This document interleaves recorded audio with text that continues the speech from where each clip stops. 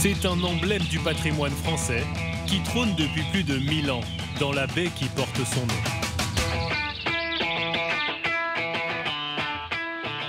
Le Mont-Saint-Michel, c'est le 3e site le plus visité de France après la Tour Eiffel et le château de Versailles. Pas moins de 3 millions de visiteurs se pressent chaque année sur cet îlot rocheux unique au monde et dans sa baie qui offre les plus grandes marées d'Europe. J'espère qu'il n'y a pas de retard. En coulisses, nous avons suivi ceux qui font fonctionner cette machine touristique hors norme. J'ai une voiture derrière moi. Hein. Oui, on est au courant, on nous prévient quand il y a un véhicule derrière.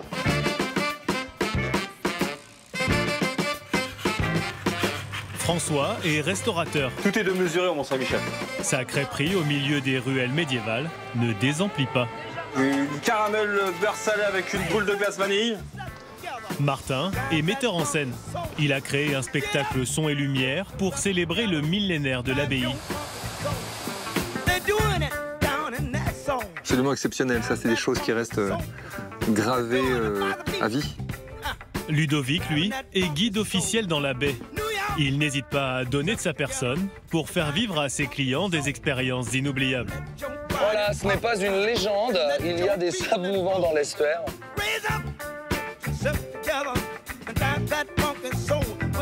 Damien et sa famille sont venus visiter le Mont-Saint-Michel en van. Dès demain, ils partiront à l'assaut du site. Super spot ça. Ils payent une blinde pour dormir dans un hôtel en face du Mont-Saint-Michel pour 0. Santé. Pourquoi le Mont-Saint-Michel a-t-il autant de succès auprès de ses visiteurs? Quels sont les secrets de ceux qui y travaillent au quotidien pour tenir le rythme? Et existe-t-il des moyens de le visiter loin des foules? Nous vous emmenons à la découverte de ce site que le monde entier nous envie et que l'on surnomme la merveille de l'Occident. 7 h du matin, la silhouette du Mont-Saint-Michel se dessine à peine dans les nuages. Comme chaque jour, c'est au rythme des livraisons qu'il s'éveille, avant l'arrivée des premiers touristes. Dans ces ruelles étroites, impossible de faire passer un camion ou une voiture. Alors les chariots de livraison croisent des éboueurs taille XXS. Et ça passe au millimètre près. François Ridel a le Mont-Saint-Michel dans le sang. Il est issu d'une longue lignée de restaurateurs. Sa famille travaille sur le mont depuis plus de 300 ans. Sa spécialité à lui, les galettes et les crêpes. Bonjour. Bonjour messieurs. Ce matin-là, il réceptionne une livraison de charcuterie, de fromage et de glace. C'est très particulier, mais bon, le Mont-Saint-Michel est spécifique, donc il faut bien un système de livraison qui soit spécifique. Ça se gagne, le Mont-Saint-Michel. À peine livré, et déjà François se lance dans ses préparations. Pas une minute à perdre, dans quelques heures, il accueillera ses premiers clients de la journée. Là, je suis en train de préparer un caramel beurre salé maison. Et le but du jeu, c'est de toujours fouetter. Il fait très mal au poignet. Et bien sûr, pour finir, le beurre. Parce que le beurre, c'est la vie. Faut en mettre un petit peu, c'est ça? Faut en mettre beaucoup. Le restaurant de François est ouvert 9 mois dans l'année. Et pendant ces 9 mois, les quantités qu'il écoule sont impressionnantes. 1,5 tonne de farine, 2000 litres de lait et plus de 20 000 œufs. Alors les journées calmes, lui, il ne connaît pas. Nous, on a toujours du monde au Mont-Saint-Michel. On est toujours prêt à attendre du monde, de toute façon. François est confiant. Et pour cause, sur cet îlot de 4 km² seulement, le flot des touristes ne s'arrête jamais vraiment. Restaurants, boutiques de souvenirs, abbayes. Été comme hiver, le site peut voir se déverser jusqu'à 30 000 visiteurs par jour, sous l'œil des forces de l'ordre et des caméras de surveillance. Alors pour éviter la congestion, les navettes qui transportent les visiteurs du parking au mont assurent les rotations toutes les 5 minutes environ. Départ place des Navettes. Et pour ceux qui souhaitent éviter la foule, il existe d'autres moyens pour accéder au site. À quelques kilomètres de là, Damien, sa femme Sylvie et leur fille Candice viennent de se réveiller. Ils ont passé la nuit dans leur van, seuls face au Mont-Saint-Michel. T'as tout, Candice? Ton casque? Mets ton casque là-bas. Et c'est à vélo qu'ils ont choisi d'aller le visiter. C'est bon, c'est parti? À peine 15 minutes de balade.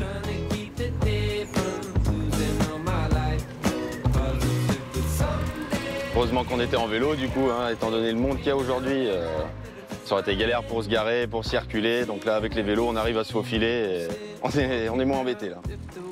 Inutile de s'arrêter à la barrière. Ne reste plus à Damien, Sylvie et Candice qu'à filer tout droit sur le pont passerelle de près d'1 kilomètre qui relie le mont au continent. C'est bon, Miss? Ils peuvent même garer leur vélo à ses pieds avant de s'enfoncer dans la rue principale. Ça grimpe, hein? Une ambiance qui plaît tout de suite à Candice, qui ne tarde pas à craquer sur les spécialités locales. Comme ça, c'est soit une épée comme ça, ou soit une épée comme ça. Bah, bien sûr, ma chérie, oui. T'as pas une épée? Tu veux faire quoi avec une épée pareille? Je sais pas, je veux l'accrocher dans ma chambre. Ah oui. C'est pas pour les enfants, non? Non, on la prendra pas. Non, on n'a pas de place dans le sac à dos. C'est un peu dangereux quand même. On y tient. Un peu plus loin, direction la Tour du Nord, qui offre depuis le XIIIe siècle une vue spectaculaire sur la baie du Mont-Saint-Michel. On se croit au Moyen-Âge, hein, dans les remparts, les ruelles très étroites, ça a son charme. Hein. Je veux dire, les personnes viennent de l'autre bout de la planète pour le voir et nous on est là, on y est au cœur aujourd'hui, donc c'est super chouette. Pendant ce temps, à quelques mètres de là, dans la grande rue, François et son équipe sont en plein coup de feu. Deux jambons fromage. 2 jambons fromage, ça fera 12 s'il vous plaît. 13 s'il vous plaît. Ça fera 16 s'il vous plaît. Les Italiennes qui sont pris à la tête. Dès qu'on ouvre et qu'il fait beau, les gens prennent directement à emporter, donc c'est toujours comme ça. Ouais. C'est le rush directement. La mécanique est rodée. François a même sa petite technique pour aller encore plus vite. 2 jambons fromage, lunettes noires. Là, monsieur à lunettes. Là, lunettes violettes. Là, le sac violet. Et comme ça, on arrive à repérer les gens, sinon après on est perdu. François est partout. Côté rue, il assure la vente à emporter. Côté salle, il a toujours une crêpe d'avance. On ne sait jamais ce qui peut arriver. Ça se trouve, il va y avoir personne, comme il peut y avoir 30 personnes qui arrivent d'un coup, un autre groupe. On peut se faire vite déborder. Toujours avoir un œil sur ce qui se passe et toujours anticiper ce qu'il peut y avoir après. Autour de 5 à 15 € la galette. C'est parti. En moins de 30 minutes, l'établissement affiche complet. Combien de temps pour avoir une place? Alors là, le temps qu'il débarrasse, qu'il nettoie les tables, d'ici une dizaine de minutes. Combien de personnes vous êtes? Ouais. On aimé ça comme rythme, non? C'est très intense, donc il faut aimer courir. Et l'avantage qu'on a, c'est qu'après, on n'a pas besoin d'aller dans les salles de sport. On fait déjà du sport en travaillant. Même s'il faut parfois jouer des coudes pour avancer parmi la foule, le Mont-Saint-Michel n'en demeure pas moins un trésor exceptionnel qu'il faut avoir vu au moins une fois dans sa vie.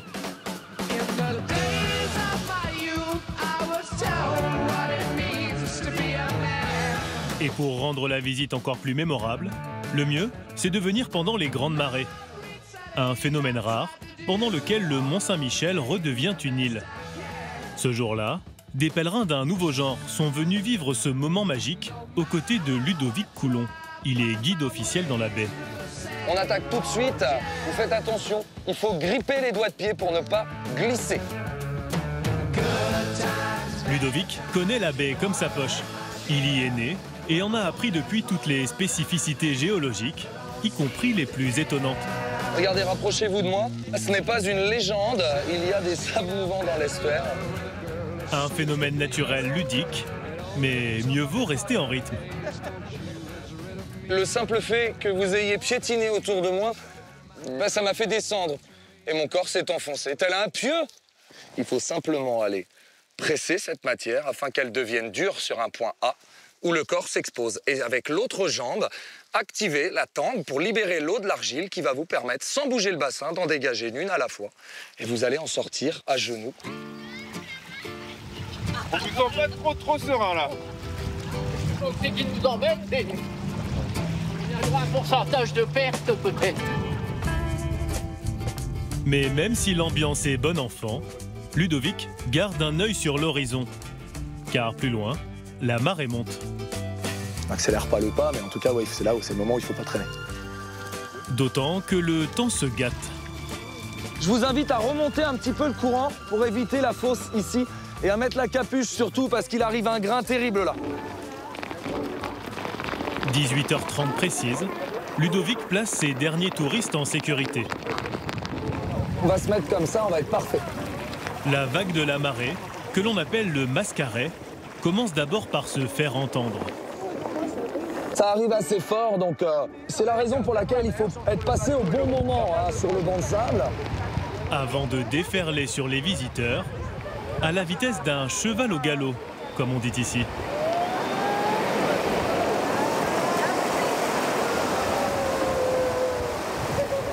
Allez, vous remontez sur le bateau. Descendez, descendez. Descendez, descendez. Ça va vite, hein? Ouais, c'est une vague de boue quand même. Ah oui. Oui, un peu. Parce que la vague, elle est marron. Ouais, ouais. Sinon, on a vu jusqu'à la taille, mais... On est content de ne pas être resté au milieu là-bas. Oui. Mais tu rentres à la nage, là. Ouais, tu rentres à la nage. Heureusement, au Mont-Saint-Michel, la météo peut changer plusieurs fois dans la même journée. Et quand la pluie cesse, la Grande Rue retrouve son flot de touristes. Parmi la foule ce jour-là, un visiteur pas comme les autres. Martin Arnaud est metteur en scène. Il crée des spectacles son et lumière nocturnes dans le monde entier. Je crois qu'on va bifurquer par ici, ça sera plus calme.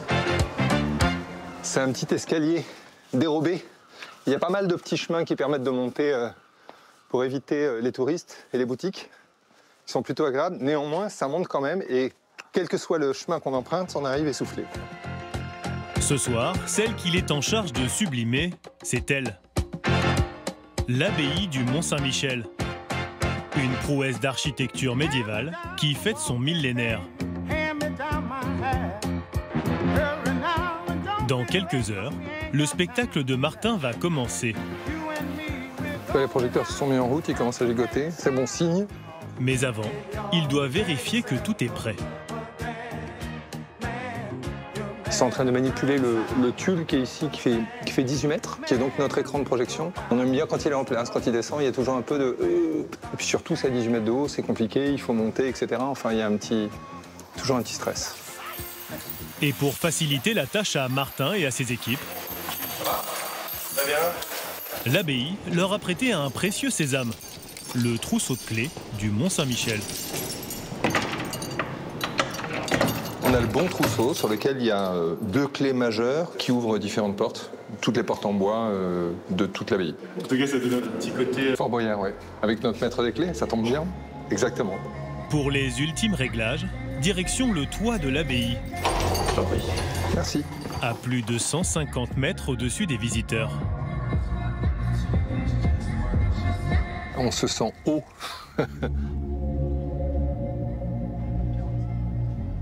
C'est là où tu as planqué les multis pour pas que ça prenne l'eau. Okay. C'est pas facile de planquer dans une abbaye, mais il y a toujours des solutions parce qu'on ne sait pas d'où vient la lumière. Et c'est ça qui est magique en fait. Un lieu chargé d'histoire, avec ses petits secrets, accessible uniquement à quelques privilégiés comme Martin.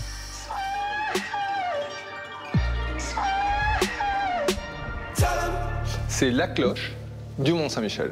Incroyable, je n'y étais jamais venu jusqu'à présent. J'espère juste que ça va pas sonner quand on est là, parce qu'on va avoir, à mon avis, très mal aux oreilles. Elle est sublime en plus, cette cloche.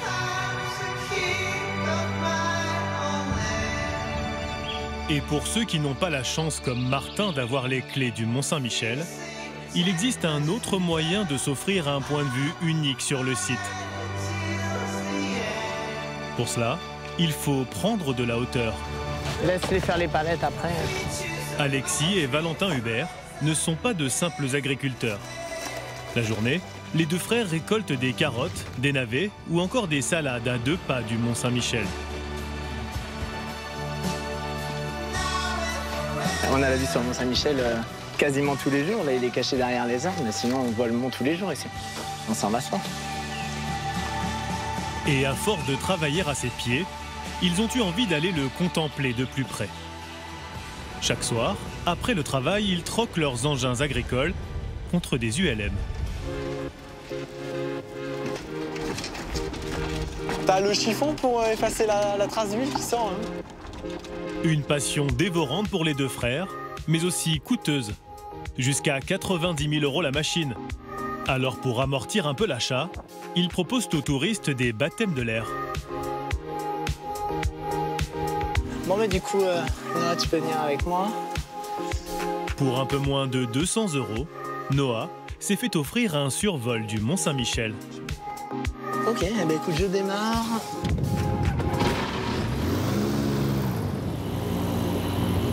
C'est parti pour 45 minutes à 1000 mètres d'altitude.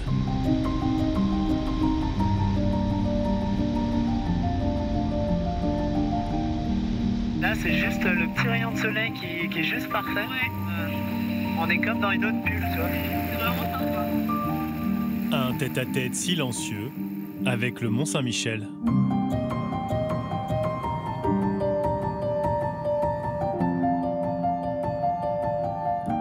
Et pour avoir ce genre de relation privilégiée avec le site, il existe un dernier moyen.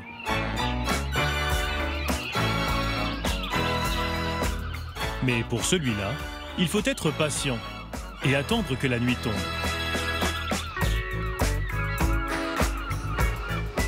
C'est à ce moment que les ruelles du Mont-Saint-Michel se vident enfin. Tu veux regarder le menu ? John et Mary sont irlandais.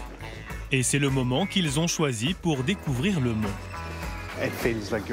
On a l'impression d'être sur le plateau de tournage d'Harry Potter. On dirait un décor. À part qu'ici, on vend aussi des pizzas. Le couple se dirige vers le seul lieu resté ouvert si tard ce soir-là, l'abbaye. Comme eux, plusieurs centaines de curieux sont venus assister au spectacle du millénaire. Un voyage tout en son et lumière dans les entrailles de l'église abbatiale.